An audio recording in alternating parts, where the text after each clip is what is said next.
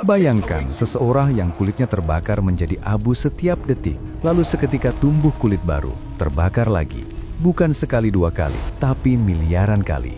Bukan setahun, bukan satu abad, tapi sudah berlalu 1000 miliar tahun, menurut hitungan dunia. Ya Rabb kami, keluarkan kami dari sini, kembalikan kami ke dunia.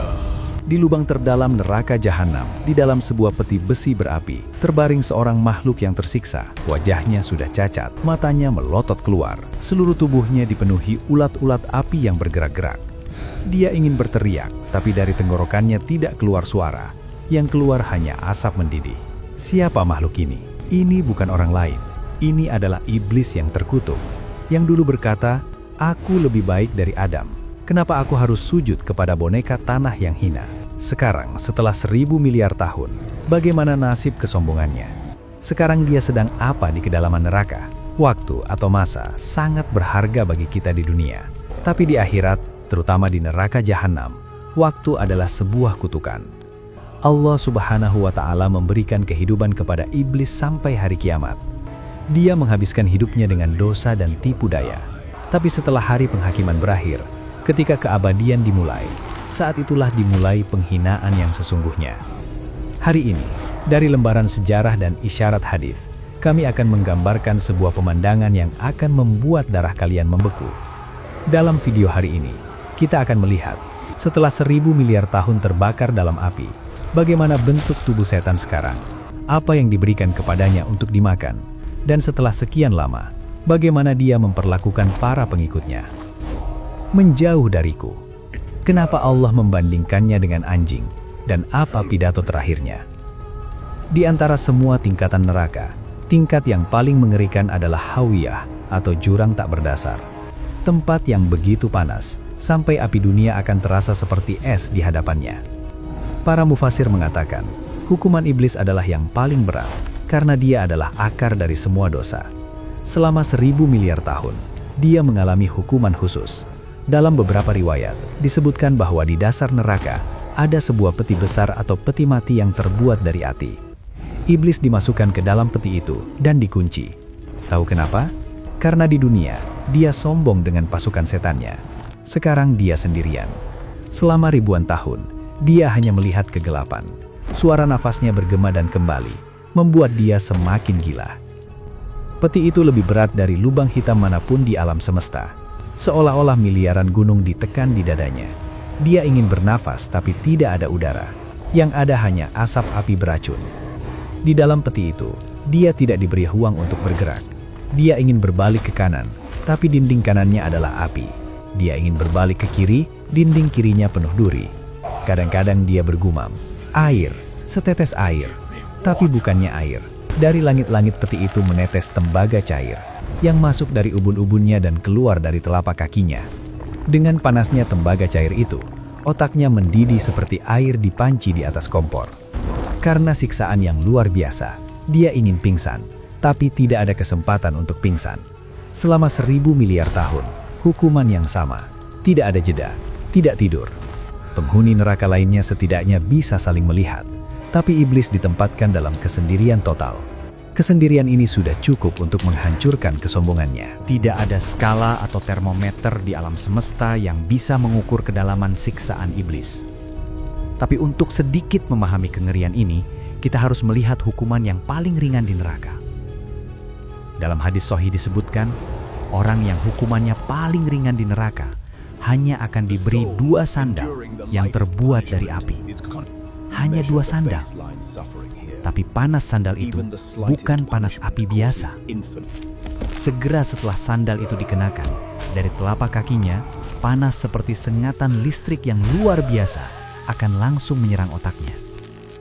Seperti air mendidih di atas kompor, atau seperti nasi yang mendidih dan meluap, begitulah otaknya akan mendidih di dalam tengkorak. Karena siksaan yang dahsyat, otaknya akan meleleh dan keluar seperti aliran lava dari hidung dan telinganya. Orang itu akan berteriak, "Demi Allah, tidak ada yang menjabat hukuman lebih berat dari ini." Padahal dia tidak tahu, itu adalah level 1 atau tingkat terendah neraka. Sekarang kuatkan hati kalian dan pikirkan tentang iblis. orang yang memakai sandal api itu jauh dari sumber api neraka. Tapi iblis ada di jantung api itu, tepat di intinya. Sains mengatakan suhu di pusat matahari jutaan kali lebih panas daripada permukaannya. Sama seperti itu, jika hukuman penghuni neraka biasa adalah sentuhan lilin, maka hukuman iblis adalah tenggelam dalam lava gunung berapi yang hidup.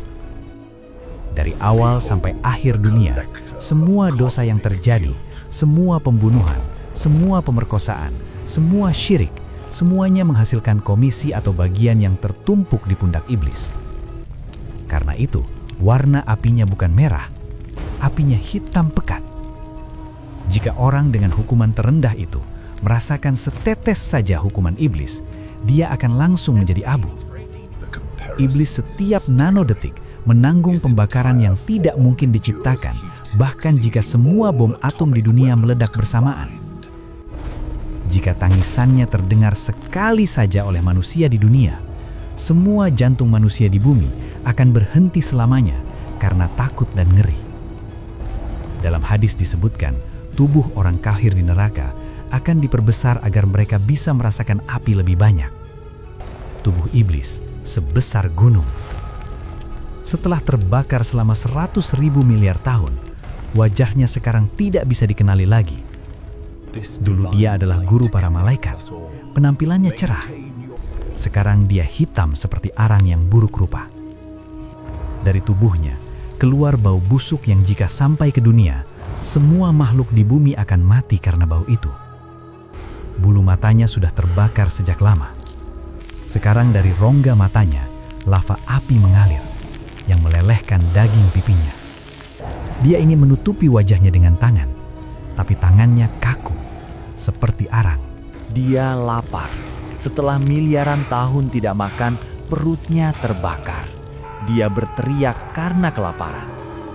Lalu malaikat menyeretnya ke bawah pohon zakum. Iblis dipaksa mengunyah buah berduri itu. Iblis yang di dunia menggoda manusia dengan makanan haram, minuman keras, dan riba. Sekarang durinya tersangkut di tenggorokannya. Duri-duri itu merobek tenggorokannya dari dalam. Duri-duri itu masuk ke perut dan terbakar seperti bola api. Rasanya seperti ribuan ular berbisa menggigit di dalam perut. Dia tidak bisa menelan, tapi juga tidak bisa meludah. Dia berteriak, "Air, beri aku air, hatiku pecah." Lalu dia diberi hamim, air mendidih yang bergolak. Saat air itu didekatkan ke mulutnya, daging mulutnya langsung terkelupas. Tapi karena dahaga yang luar biasa, dia meminum air api itu. Dan segera setelah minum, usus-ususnya meleleh dan keluar melalui dubur. Dia menatap usus-ususnya yang meleleh. Dia ingin memasukkannya kembali ke perut, tapi tidak bisa. Pemandangan yang mengerikan. Pikirkan, setelah perut meleleh dan keluar, Allah membuatnya sehat kembali. Kenapa? Agar siksaan bisa dimulai lagi dari awal. Pemandangan kulit yang menyatu kembali bahkan lebih mengerikan. Setelah sembuh, dia tidak merasa lega sedetik pun. Malah dia semakin ketakutan. Karena dia tahu, sekarang siksaan akan dimulai lagi. Begitulah berlalu 1000 miliar tahun. Tapi pemandangan paling menyedihkan terjadi ketika di puncak siksaan, iblis mencoba berbicara langsung dengan Tuhannya. Dalam surah Al-Mu'minun, Allah menyebutkan permohonan terakhir penghuni neraka ini. Setelah 1000 miliar tahun, setelah semua kesombongan hancur menjadi debu, iblis dan para pengikutnya menatap langit untuk terakhir kalinya. Iblis ingat, miliaran tahun yang lalu dia menyembah Allah ini.